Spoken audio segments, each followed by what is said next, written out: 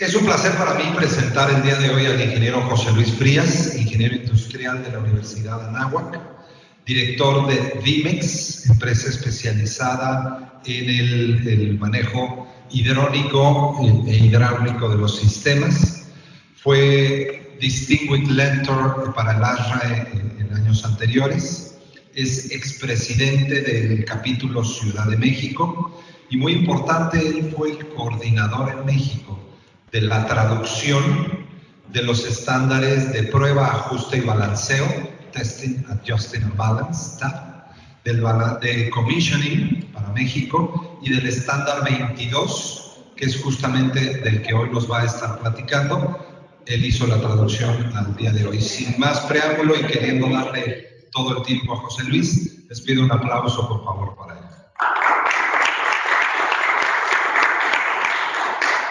Gracias, Darío. Buenas tardes ya. Bienvenidos. Bueno, vamos a empezar con un rompehielos. ¿Cuántas habitaciones de hotel creen que tenga Cancún y la Riviera Maya? Corto, muy corto.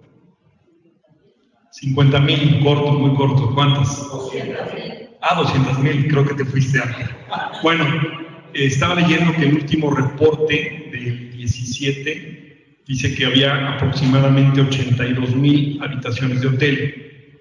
Yo creo que al día de hoy andaremos a lo mejor por las 95,000 habitaciones de hotel, y es un estimado nada más. De las 95,000 habitaciones de hotel, ¿cuántas habitaciones por hotel creen que sea el promedio?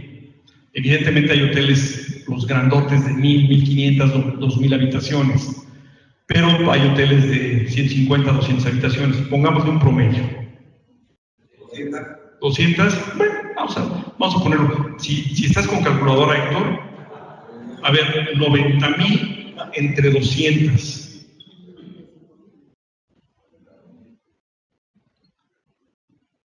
Entre 200. ¿Ok? El número de hoteles que podemos decir hay con estos números, insisto, que estamos haciendo, ¿de acuerdo? Bien, de las 90,000 habitaciones de hotel, vamos a ponerle, para que sea numéricamente sencillo, una tasa de toneladas de refrigeración por habitación. ¿Les parece bien? 2 toneladas, ¿sí? Bueno, una, sale. 90,000 por una, y le subimos una parte de zonas nobles, de áreas comunes. Y por lo general, para ponerlo numéricamente sencillo, por 2, ¿les parece bien? 180,000 toneladas de refrigeración repartidas en 4,500 hoteles, Héctor. 4,500 hoteles hay en esta zona. ¿Les suena razonable? Bueno, números más, números menos. Bien, sale. Primer ejercicio. Por favor, díganme, hablando en porcentaje, ¿cuántos hoteles de estos que mencionamos ahorita creen que su sistema de HVAC está trabajando en óptimas condiciones? Díganme un porcentaje. Un menos del 1%, ¿por allá? Le exageró, yo diría que el 1.1%. Díganme un número, el número que ustedes quieren. 7%. ¿Algún otro número por ahí? 10%. 10%. Ok. Yo soy un poquito más de los números de ELSA. Yo les diría, sin exagerar, que el 99.9% de los sistemas están trabajando con serios problemas en el HVAC. Y serios problemas de alto consumo, bajo confort y fallas constantes de equipo. Adelante, Héctor, ¿qué quieres mencionar? Los culpables somos los que estamos aquí, sin duda alguna. Menos ELSA, todos menos ELSA. Bueno, con esto empiezo la plática y lo que les quería decir es que hay un gran potencial de mejora en la operación de sistemas HVAC. Y ese gran potencial de mejora, yo acostumbro decir que se trata de recursos retentivos. Y cuando digo recursos retentivos es que la solución para un problema del sistema de HVAC no es instalar chillers de alta eficiencia, bombas de alta eficiencia, ventiladores de alta eficiencia, variadores, controles, sensores.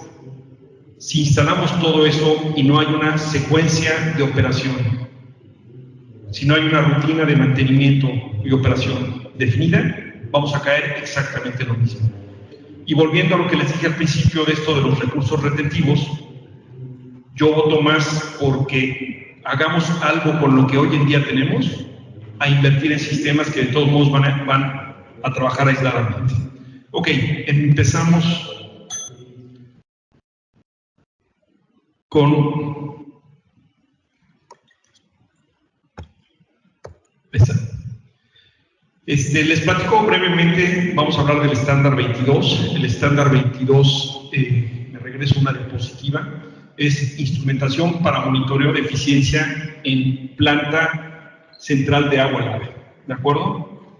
Les platico rápido, ASRAE tiene 87 comités que sirven de apoyo a la industria.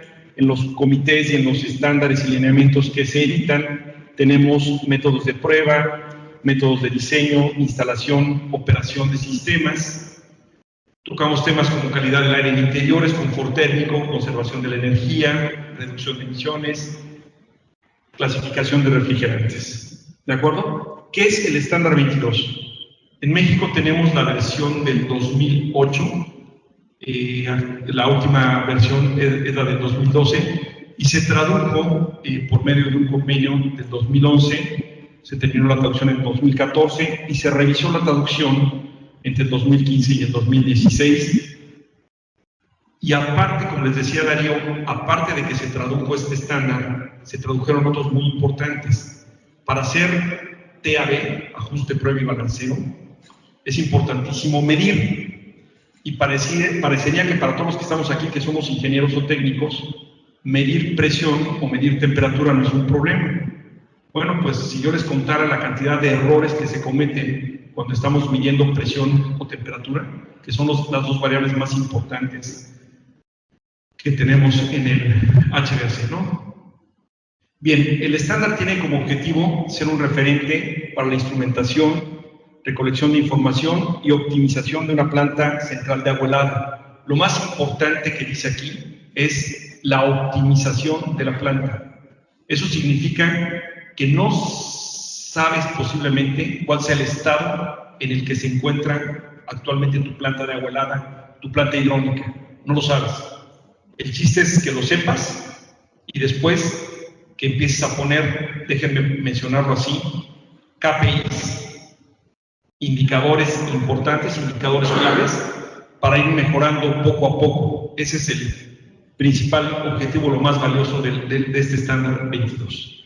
Bien, de las preguntas más comunes, dice el nombre del estándar que es para plantas centrales de agua helada. La pregunta obligada es, ¿aplica para agua caliente? ¿Aplica para plantas duales? Los ejercicios que aquí vamos a ver utilizan el ciclo de refrigeración para calcular el COP, ahorita les voy a decir qué es el COP. Pero fuera del corazón térmico, que es el chiller, todos los demás conceptos aplican perfectamente bien, ¿de acuerdo? Entonces, en el chiller, que es una máquina que convierte la energía eléctrica en energía térmica, para ponerlo en resumen, nada más lo vamos a sustituir por un generador de agua caliente para tratar de hacer los mismos ejercicios y los mismos cálculos, ¿de acuerdo? Lo más importante es que el estándar no te va a decir cuál es la eficiencia óptima de tu planta de agua helada. Aunque las conocemos, sabemos más o menos cuántos kilowatts por tonelada deben de andar las plantas. Lo que el estándar te va a decir es, calcula en cuánto está tu eficiencia, regístrala, monitoreala y compárala. Pero no te dice que exista un nivel mínimo de eficiencia. Promueve la mejora a través de la revisión, hace hincapié, mucho hincapié en la calidad de la instrumentación y desgraciadamente en la calidad de la instrumentación siempre tenemos el problema que queremos tener sensores baratos, indicadores baratos y el problema es que cada que llegamos no confiamos en ellos, ¿de acuerdo?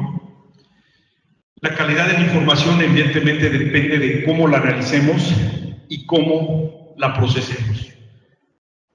Cada que llegamos a una planta de agua helada, lo primero que preguntamos es, ¿tienes una bitácora? ¿Tienes un historial de cómo está operando? Y lo más que nos dicen es, ¿le puedo bajar a la máquina el registro de las últimas fallas y puedo ver qué pasó? Bueno, es útil, enséñame. Se presentó una falla, ¿cuál falla? Falta de flujo. Bien, cuando hubo falta de flujo, ¿contra qué lo comparo? ¿Tengo un medidor en el evaporador o en el condensador, en el primario o en el secundario? No, no lo tengo. Entonces, este vínculo de las gentes de automatización con las gentes de hidrónico, con las gentes de mecánico, en decir qué variables son importantes y qué debemos de medir, es básico. Bien, ¿cuántos tipos de plantas existen? Voy a mencionar solo unos pequeños. El estándar se enfoca solo de manera enunciativa, no de manera limitativa, algunas de las que les voy a poner aquí. Por ejemplo, aquí primario, secundario, terciario, ¿de acuerdo? Bombas primarias, el corazón mecánico con el corazón térmico, con una distribución primaria, una distribución secundaria, una distribución terciaria o terminal. En la diapositiva 8 se ve muy didáctico, se ve muy sencillo, pero cuando la distancia desde las fuentes térmicas hasta las últimas unidades son kilómetros, porque es lo que pasa aquí en Cancún, en la Riviera Maya, la distancia son kilómetros de tubería de ida, kilómetros de tubería de regreso. Entonces, los sistemas que se ven tan sencillos, tan didácticos y tan entendibles toman complejidad. Menciona también, por ejemplo, este otro que es un primario variable. No, como les vuelvo a repetir, es enunciativo, no limitativo. Y esta diapositiva la puse yo porque existen las plantas duales, bien sea que queremos generar agua caliente y mandarlo a unas terminales dedicadas de agua caliente, o agua helada, mandándolo a unas terminales dedicadas de agua helada. Es muy común ya ahorita aquí en Cancún y en la Riviera Maya la recuperación de energía.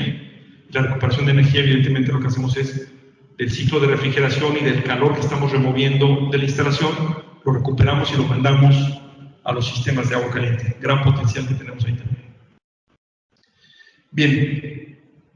El indicador más importante, el que tienes que calcular, es el COP o kilowatts por tonelada. Es exactamente lo mismo, nada más que en diferentes sistemas y diferentes unidades. La pregunta obligada es ¿cuántos kilowatts por tonelada está costando actualmente tu planta? Es como el peso o la edad, cada que nos las preguntan no la queremos contestar. No importa cuál sea. Tienes que saber cuántos kilowatts por tonelada tiene tu planta hoy. Y después de ahí, empezar a mejorarlo. Me tocó unas maquiladoras muy grandes en el norte de México, con muchos miles de toneladas instaladas, que afortunadamente tenían un tablero de control, y en ese tablero de control lo que estaban monitoreando, el KPI más importante eran los kilowatts por tonelada. Pero para llegar a los kilowatts por tonelada necesitamos hacer muchas otras mediciones y muchos otros procedimientos ordenados. ¿Para quién es importante el estándar 22 o el lineamiento 22? Para proyectistas, pero importantemente yo les diría para operadores de plantas hidrónicas, para contratistas de retrocomisionamiento. Hay un grandísimo potencial. Todo el mundo estamos peleando las obras nuevas. El proyecto nuevo que se va a hacer, todo el mundo estamos ahí. Pero acuérdense que hay 90,000 toneladas de refrigeración instaladas, con una contrapartida de agua caliente en BTUs, importantísima, en donde la labor de retrocomisionamiento tiene un gran potencial. ¿Y qué es el retrocomisionamiento? Evidentemente, llegar a mejorar cómo está operando la planta. La contrapartida, la pareja indispensable, creo yo, del retrocomisionamiento es el contrato por resultados. ¿Estamos familiarizados con el contrato por resultados? Creo que es lo que más tenemos que hacer. En vez de que yo venga a venderte una póliza de mantenimiento en donde lo único que te estoy vendiendo tangible es un número de visitas, un lote de refacciones o ciertas rutinas, lo que yo debería de venderte es: yo te ofrezco que tu COP, tus kilowatts por tonelada, van a mejorar, cuantifiquémoslo, en 20% en un año. Eso es un contrato por resultados. Y yo voy a cobrar sobre el resultado. Cuando lo pones en estos términos, suena muy lógico y suena potencial, pero somos ingenieros, somos técnicos, y muchas veces no sabemos cómo darle forma a un contrato por resultados o a un retrocomisionamiento. Afortunadamente el estándar 22, en la última parte, el lineamiento 22 en la última parte, nos habla de toda esta leguleya para hacer un contrato por resultados. El contenido lo menciono brevemente en 3 partes: propósito, alcance y definiciones. La utilización, vamos a definir la zona de producción como esta verde, a esta se enfoca el estándar, y la zona de distribución, pero curiosamente el estándar 22 no habla de la zona de distribución, solo habla de la zona de producción. La pregunta obligada es, ¿qué vamos a hacer con la zona de producción? ¿Es importante o no es importante la zona de producción? Perdón, de distribución. Pónganlo así: si eres capaz de producir 1000 toneladas de refrigeración y no tienes a dónde moverlas, la energía no se crea y se destruye. Por lo tanto, las 1000 toneladas, tú no estás haciendo absolutamente nada, ¿de acuerdo? Solo tienes las máquinas operando con un delta-T bajísimo, las bombas operando, y te estás gastando la energía nada más para tenerlo en la zona de producción. No llega a la zona de distribución. Es muy importante la zona de distribución. Tiene un cuidado por separado que no lo menciona el estándar 22, pero sí le podemos sacar mucho provecho al otro estándar, al que mencionó Darío al principio, TAB, Test, Adjust and Balance, ¿de acuerdo? Bien, en un sistema, vamos a las mediciones importantes. En un sistema primario y secundario, si lo ven aquí en la diapositiva 14, tengo los chillers. Tengo del lado izquierdo de la diapositiva 3 bombas de condensación, las 3 torres de enfriamiento, que es la zona en donde rechazamos el calor. Del lado de distribución tenemos un bombeo primario, un bombeo terminal o secundario, ¿de acuerdo? ¿Qué necesito yo leer para encontrar mis KPIs? Necesito estar leyendo la potencia de las máquinas. Y las máquinas que tengo en esta diapositiva son bombas primarias de evaporador, bombas de condensación, chillers y torres de enfriamiento. No estoy mencionando ahorita las bombas de distribución, pero sabemos que son muy importantes, ¿de acuerdo?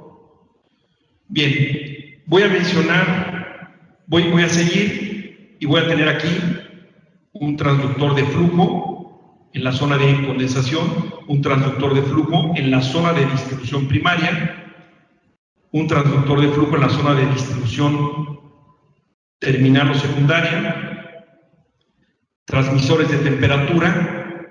Es importante conocer no nada más el diferencial de temperatura, sino la diferencia aritmética. ¿A qué me refiero? Si yo les digo que tengo un diferencial de 5 grados Fahrenheit, no les estoy diciendo cuál fue la temperatura 1 y cuál fue la temperatura 2. ¿Están de acuerdo? Y el resultado aritmético de 5 grados puede ser 45 menos 50 o 50 menos 55, ¿no? Cualquiera de esos. Por eso es importante tomar no solo las diferenciales, ¿de acuerdo? Transductor de temperatura en la distribución primaria, en la distribución terminal, transductores de presión diferencial, y muy importante las condiciones exteriores a las que se encuentra en ese día la planta hidráulica. No voy a tener la planta hidráulica moviendo 1000 toneladas de refrigeración si las condiciones exteriores son frío. ¿Están de acuerdo? La energía no se crea ni se destruye. Por eso es importante medir las condiciones exteriores. Ok, las preguntas obligadas. Ya tengo esa información. ¿Cómo la voy a recolectar? Voy a tener aquí a mi ejército de técnicos anotando en una bitácora la información, o voy a recibir todo por serial, voy a tener un protocolo de comunicación. Evidentemente yo les diría, hagámoslo con un buen sistema de automatización, con algún protocolo en particular. ASRAE promueve mucho BACnet, no es que tenga que ser BACnet, puede ser cualquier protocolo siempre y cuando la información fluya.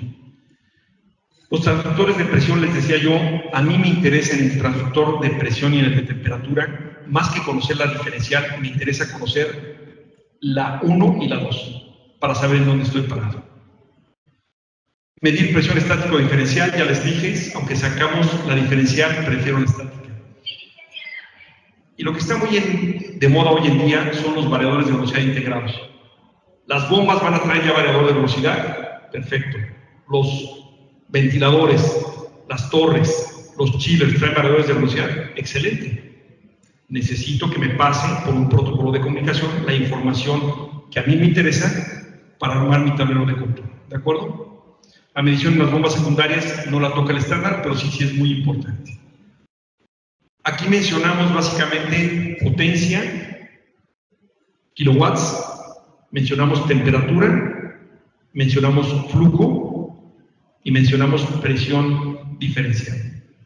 Lo que aquí se menciona no es limitativo, es solo enunciativo. Puedo poner más medidores, ¿de acuerdo? Pero no pongan medidores que no les van a ser útiles para su tablero de control. En el primario de velocidad variable tengo exactamente la misma ubicación, los mismos sensores y todos los voy a estar conjuntando en un tablero, ¿de acuerdo? ¿Esos kilowatts son térmicos? No, perdón, eléctricos, son kilowatts eléctricos. En resumen, lo que vamos a querer nosotros es sacar la relación que hay en esta gran caja negra de la energía que entra contra la energía que sale. Y la energía que entra, por lo general, la vamos a resumir en eléctrica. Y la energía que sale es mecánica térmica, ¿de acuerdo? ¿Se vale medir en terminales? La respuesta es sí, y sobre todo para el control de la distribución. Los medidores de flujo, el diámetro mínimo del desacople, todo esto es tarea del diseñador hidrónico y tener una buena planta diseñada, ¿de acuerdo? Un ejemplo de instrumentación, vamos a tener una cédula en donde vamos a tener la identificación, la descripción del punto que vamos a medir, el rango de medición. En el rango de medición parecería obvio, pero les platicaba, a lo mejor ya me lo escucharon siempre varios de ustedes. En alguna ocasión vino un compañero a hacer unas mediciones de un intercambiador de calor a Cancún, hizo las mediciones, no tuvimos comunicación intermedia y de repente de un intercambiador de calor hidrónico nos manda los resultados de regreso. Y cuando estamos analizando empiezo a ver valores de 320, 280. Dije, ¿qué unidades se está utilizando? ¿O se equivocó de intercambiador de calor y se fue a una planta de proceso o a dónde anda? No, pues es que eso decía el termómetro. Lo primero que tienes que hacer, te lo dice el estándar para medición de temperatura, es saber qué aplicación estás trabajando para que tengas una idea del rango en donde van a estar tus valores. Si hablamos de agua helada, ¿en dónde van a estar los valores de temperatura? Entre 42 y 60 Fahrenheit, ¿están de acuerdo? Si hablamos de condensación, entre 80 y 100, ¿de acuerdo? Si hablamos de agua caliente, potable, sanitaria, 140 grados Fahrenheit, ¿me explico? Lo primero que dice el estándar es, ubícate en qué rango de temperaturas vas a estar. Por eso los rangos en esta célula. El tipo de sensor y el método de cálculo, el tipo de entrada, el rango del instrumento, la precisión, la resolución y el intervalo. 3 datos importantes que los menciona el estándar, vamos a ver a qué se refiere cada uno de ellos y con qué intervalo puedes tú dar una tendencia. Siempre que hay problemas con la planta de agua helada, nos llaman y nos dicen, ¿no será posible que vinieran a ver la planta y para la tarde ya nos den un diagnóstico? ¿Qué juicio útil o qué diagnóstico útil puedes dar con una visita de una mañana? Ninguno. Sabiendo que cuando llegues muy posiblemente no tengan medidores. ¿Están de acuerdo? Que cuando llegues no tengan información as built. Que cuando llegues no tengan fichas técnicas. Todo esto toma tiempo. Y si tuviéramos todos los instrumentos, ¿qué creen? Que para dar un juicio útil necesitamos un periodo mínimo de por lo menos 7 días de estar monitoreando qué sucedió. Pero si esos 7 días fueron de, como me preguntaban una vez, oye, de temporada alta o temporada baja, de primavera, verano, otoño, invierno, ¿me explico? Necesitamos algo que sea representativo. Una medición de media hora en el cuarto de máquinas no es representativo.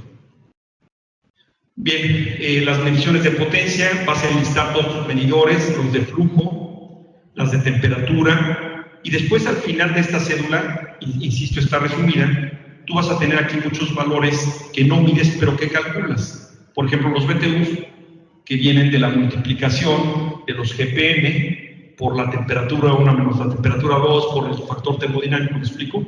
Entonces, aquí vas a tener ya valores calculados. Bien, ubicación de los sensores. En esta diapositiva que les pongo, la 17, del lado izquierdo, esta es una unidad terminal de carga térmica, fan and call o manejadora, cualquiera de las dos. Vamos a medirle la caída de presión. ¿Qué sensor? Quiero conocer la caída de presión de la terminal. ¿Qué sensor utilizo? ¿El 1, el 2, el 3, el 4, el 5 o el 6? ¿O qué combinación de sensores utilizo? ¿De puertos utilizo? El 1 y el 4. ¿Por qué no el 2 y el 5? Porque el 2 y el 5 ya están afectados por la válvula de control y balanceo a la salida, o ya están afectados por el filtro a la entrada, ¿de acuerdo? ¿Por qué no el 3 y el 6? Bueno, así como les estoy diciendo esto, tenemos que ser de claros de dónde están ubicados los sensores, si es antes o después de las válvulas, si estas válvulas están actuando, abren y cierran, si son solo de servicio, si son modulantes, si el sedazo está limpio, si el sedazo está saturado, ¿de acuerdo? Entonces la ubicación de los sensores es importantísima. Se pueden usar los medidores de los equipos, muchas válvulas, nada menos ahorita platicaba eso, muchas válvulas, muchas bombas, muchos fan and calls, muchas manejadoras traen puertos de medición, puertos PT de presión y temperatura. ¿Se pueden utilizar? Sí, sin duda alguna se pueden utilizar, pero si vas a utilizar, es un error típico. ¿Cuál es la caída de presión de la terminal? Nos contestan, pues ya la medí y es tanto. ¿Dónde la mediste? En la válvula de balanceo. Pues la válvula de balanceo te está dando la caída de presión de la válvula. No es que ese valor no sea útil, sí lo es, pero no es la caída de presión de la terminal. Si de la caída de presión de la válvula de balanceo te vas al flujo, ya sabes que el flujo le está entrando a la terminal, ¿de acuerdo? Pero no podemos dejar esto en la subjetividad, lo tenemos que aterrizar y dejar muy claro.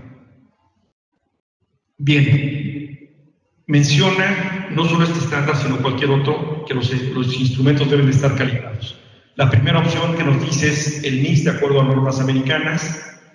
Como segunda opción reconoce otro laboratorio, aunque no sea NIST, de acuerdo a procedimientos del NIST. Y esta es la buena, que la tercera opción puede ser un laboratorio local. Entonces, en México, claro que podemos buscar calibración con centros certificados. Bien, la incertidumbre de la medición. ¿Qué impacto tiene que cuando estás navegando de América o Europa, de América a Europa, por mar, te equivoques en medio grado?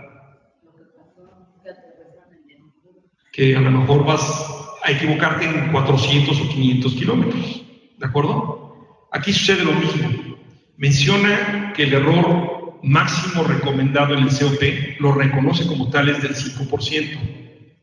Pero fíjense cómo un error del 5% en potencia puede repercutir, o viene de 15% en flujo, 25% en delta T, y los errores ya en mis indicadores clave están en 30%. El estándar te dice cuál es el error máximo permitido, y evidentemente esto lo tienes que llevar a cabo a través de los instrumentos. ¿Cómo voy a promediar la información? ¿Cómo voy como decimos, a suavizar las gráficas. Yo no sé si les haya pasado, pero cuando tomas mediciones y las gráficas, dices, ¿y esto para qué me sirve? Ves valores por todos lados, valores regados, y tenemos que recurrir a métodos para promediar, suavizar la información. En el apéndice C nos habla de cómo hacerlo con corriente, temperatura, a través de termocoples, RTDs, termistores, el gran tema, el caudal de agua helada. Bien, el coeficiente de operación, que es la variable que quisiéramos todos ver, es trabajo entregado, energía entregada sobre energía recibida.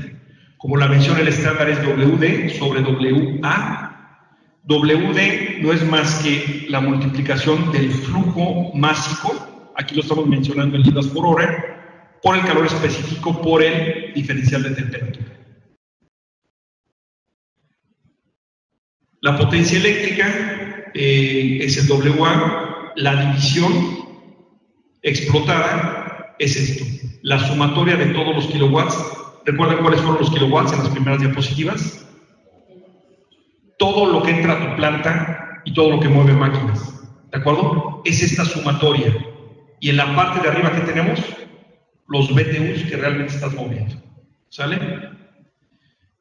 Bien, el flujo en galones por minuto utilizamos muy a menudo la constante de 500, pero tenemos que considerar densidad de calor específico. No menosprecien el calor específico y menos si tienen por ahí algunas mezclas que no sean meramente agua, ¿de acuerdo? Tenemos que considerarlo y aunque el valor sea de varias décimas, si quieren exactitud y no terminar con grandes errores, consideren el calor específico. Bien, el diferencial de temperatura, aquí en esta, ¿cuántos diferenciales de temperatura tenemos? Básicamente diríamos uno en evaporación y uno en condensación. Pero ¿qué pasa con esta zona? Con la terminal, que puedo tener otro delta T. ¿Y qué creen? Que por lo general es el delta T que menos nos preocupa y es el que más nos debería de preocupar. Cuando no me llega agua helada a la habitación que está a 1,5 kilómetros de tubería, ¿qué hago? Más bomba. Más bomba. O si abres la válvula es más bombeo. ¿De acuerdo? Y si tú nada más aumentaste el bombeo secundario sin aumentar el bombeo primario, ¿qué estoy haciendo? Tu temperatura de inyección, los BTUs que estás moviendo son los mismos, pero tu temperatura de inyección estás dando en la torre. Porque estás mezclando retorno. ¿De acuerdo? Entonces, de repente dicen, ¿por qué si el chiller sale a 45 grados mi temperatura de inyección es a 48? ¿En qué momento se calentó 3 grados? Una vez gané una apuesta así, le dije, hazme un favor, al variador de velocidad, bájale la velocidad. No, ¿cómo crees? Bájale la velocidad. Le dije, bueno, vamos a bajarle 1/10. Así como les digo, 1/10 al variador secundario. Le bajas tantitito la velocidad, digo, ahora espérate tantito. Y la temperatura de inyección empezó a corregirse. Y ya me creíste, dale otro piquetito. Bajas la velocidad y cuando bajas la velocidad, la temperatura de inyección que era alta, ahora es baja. Los BTUs son los mismos, pero la ciclometría no es la misma. ¿Están de acuerdo? Eso es el problema número 1 al que nos enfrentamos. Entonces aquí tenemos 3 delta T's. Estamos conscientes del de evaporación y del de condensación, pero no siempre estamos conscientes del delta T de distribución. Y es el más importante, la variable independiente de los sistemas hidrónicos. ¿Cuál creen que es? Las terminales, los fan and calls y las manejadoras. Todo el sistema debe de responder hacia la variable independiente. Fan and calls y manejadoras, ¿de acuerdo? Bien, con agua estándar puedo resumir las fórmulas porque ya sé que el agua estándar tiene densidad y calor específico claramente definidos. Si estoy utilizando glicoles o salmueras, anticongelantes, aceite térmico, por ejemplo, cualquier otra solución, tengo que considerar la gravedad específica y el calor específico. En glicoles la gravedad específica es más alta, el calor específico es más bajo. ¿De acuerdo? Entonces, a las fórmulas les puedo considerar líquidos especiales. Ejemplo de una tabla de especificación, vamos por ejemplo con potencia del enfriador, ahí tengo el rango de kilowatts. El método de cálculo, voy a tener raíz media cuadrada para estar calculando. La ubicación, el tipo de entrada, es una entrada análoga. El rango del instrumento, la precisión, la resolución, el intervalo en tiempo. Y así como lo tengo para la potencia del enfriador, lo tengo para la potencia de las bombas y ventiladores, ¿de acuerdo? Así lo registro. Esto es de muchísima ayuda para las gentes de control. Para las gentes de control, con todo respeto, que solo recetan, pues pone un medidor de presión, temperatura y si hay lana, uno de flujo. Bueno, pero ¿qué voy a hacer con las señales? ¿De acuerdo? ¿Cómo las voy a interpretar?